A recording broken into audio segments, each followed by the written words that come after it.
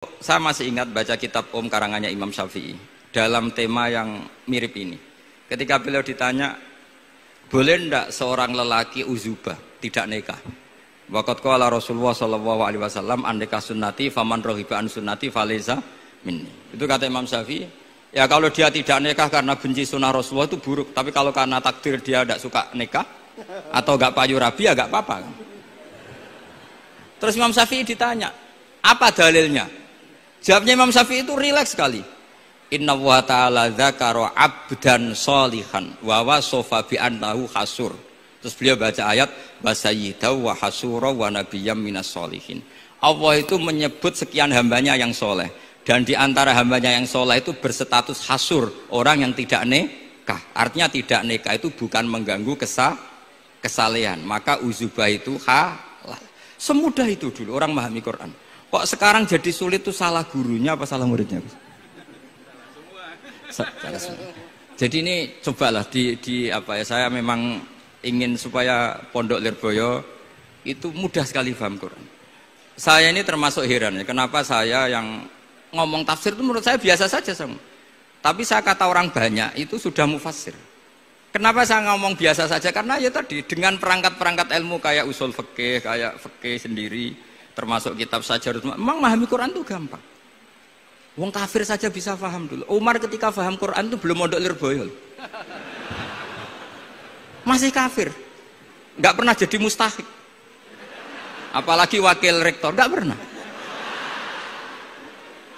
Tapi ketika adiknya Fatimah baca Quran, Toha ma anzalna alaikal Qur'ana litashqa illa tadzkiratan liman, itu dia paham dan menjadi masuk Islam. Itu coba fahamnya itu sama ngajinya dulu mana?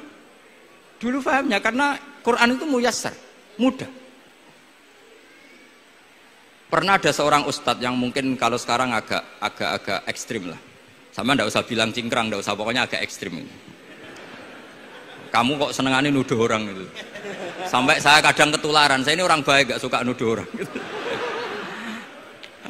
Itu ada orang yang agak ekstrim itu, datang ke Harun Ar-Rasyid. Ya Amirul Mukminin gitu. Inni nasihun laka famusaddidun alaika fala tajidanna alayya fi nafsika syai'an. Saya ini orang baik-baik, ingin nasihati jenengan, cuma saya agak kasar. Musaddid itu agak kasar. Dalam bahasa Arab musaddid siddah itu kasar. Kasar atau tegas, kasar lah dalam konteks ini maknanya kasar. Fala tajidanna fi alayya fi nafsika syai'an, mohon jangan dimasukkan hati. Apa kata Harun Rasyid? Ngendikan itu mudah sekali dan itu sangat Qur'ani. Kata Harun Ar-Rasyid, uskut ya ustad. Sebagian riwayat uskut ya jahil. Hei orang bodoh, kamu diam.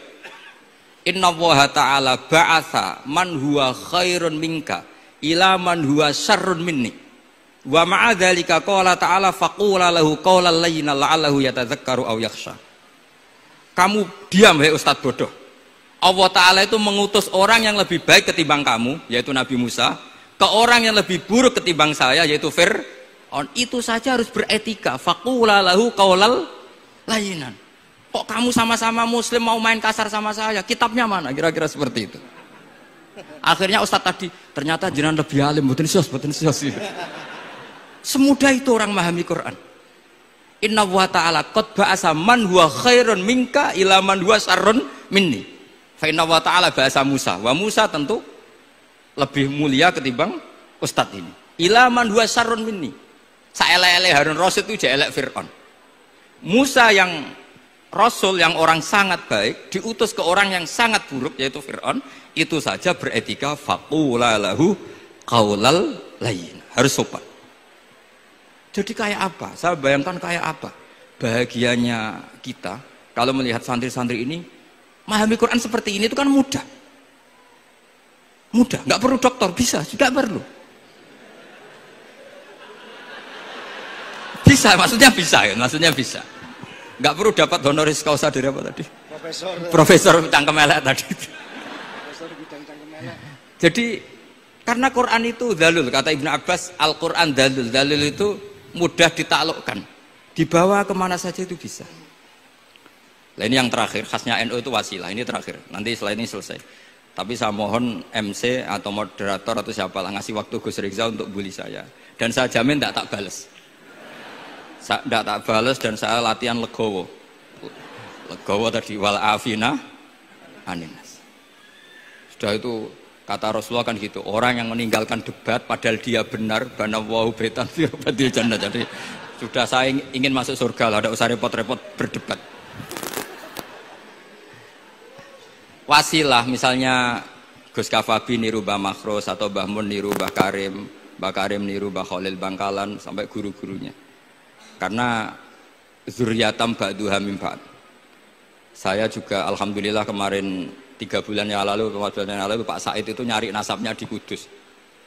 Kebetulan beliau sudah dengar-dengar kalau saudaranya Mbah Sahal. Mbah Sahal itu sepupunya Mbah saya, nyari-nyari ketemu. Ketemu beliau senang sekali. Cuma terakhir tanya saya, "Gus, saya dengan kamu tua mana?" "Tua saya, buyut kamu adik buyut saya," kata saya. Nyai Fadilah itu saudaranya buyut saya, Mbah Maksum buyut saya. Yang di Pondok Damaran, saya sampai sekarang masih ngajar di Pondok Damaran, belakangnya Masjid Menoro itu. Mbah Mun pernah cerita gini, orang itu banyak yang anti wasilah. Wasilah itu ya niru guru, gurunya guru. Langsung niru Kanjeng Nabi. Atau langsung niru pangeran. Itu Mbah Mun, saya masih ingat betul, dalilnya mau ihdinas siratal mustaqim siratal ladzina an'amta 'alaihim. Jalan yang lurus adalah mengikuti orang-orang yang telah engkau beri nikmat. Kenapa Allah tidak menghentikan siratoka, jalan kamu, jalan engkau? Allah itu tidak makan. Bagaimana cara kita niru Allah makan? Wong Allah tidak makan. Allah tidak tidur. Bagaimana kita niru Allah tidur? Fa inna Allaha la ya'kulu wa la yanam wa la yashrab.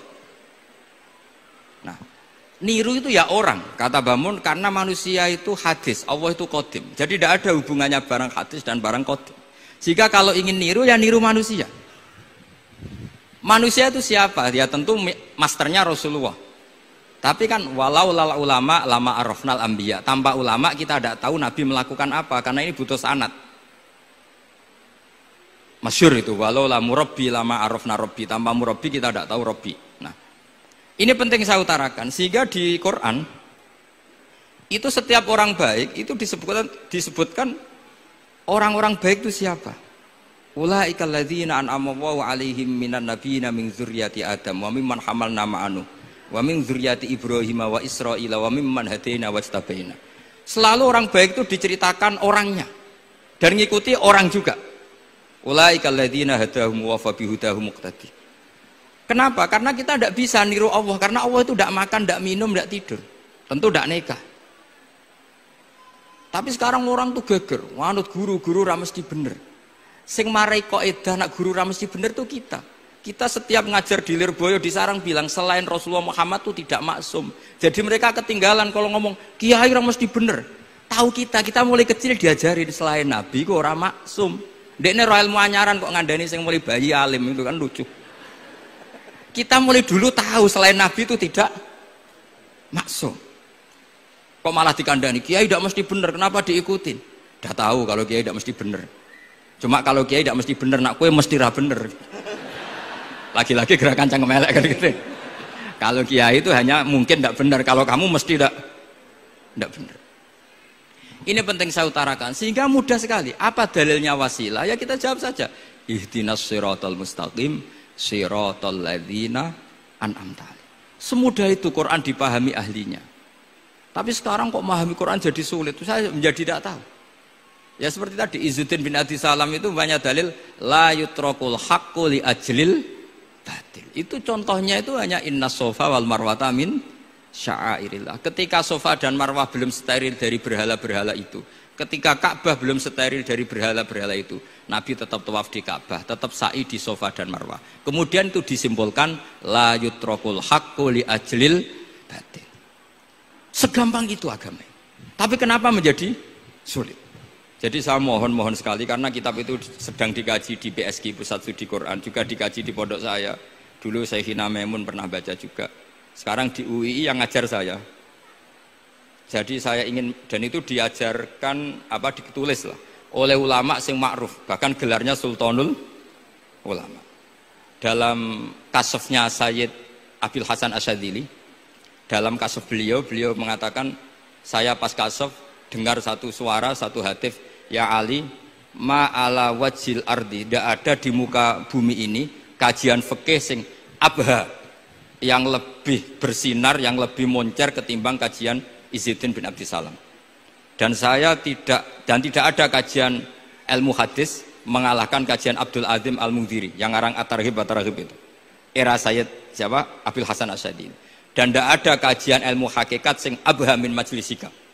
Dan alhamdulillah kita punya kitab itu, Qawaidul Ahkam, Syajaratul Ma'arif, Izzuddin bin Abdissalam. Juga kita punya kitab Abdul Azim Al-Mundhiri karena kita pakai At-Targhib apa? At-Targhib itu mukhtasornya Muslim juga. Dan tentu kita juga punya Abul Hasan Asy'adzili karena kita rata-rata ngaji hikam, kita tahu hikam adalah muridnya Abdul Abbas Al-Mursi dan beliau adalah muridnya Abul Hasan apa? Asy'adzili. Sehingga kita insya Allah ngalami dzurriyatam ba'duha min ba'd. Baik dzurriyah nasabiyah maupun dzurriyah sababiyah. Kayak saya tadi dikatakan Gus Kawabi putu Lirboyo karena Mbah Mun ngaji di Lirboyo. Dan saya bangga karena bisa bully jenengan semua, nak putune wae alim apa meneh anake. Mun sepakat iki, nak putune wae alim apa meneh anake. Pun assalamualaikum warahmatullahi wabarakatuh.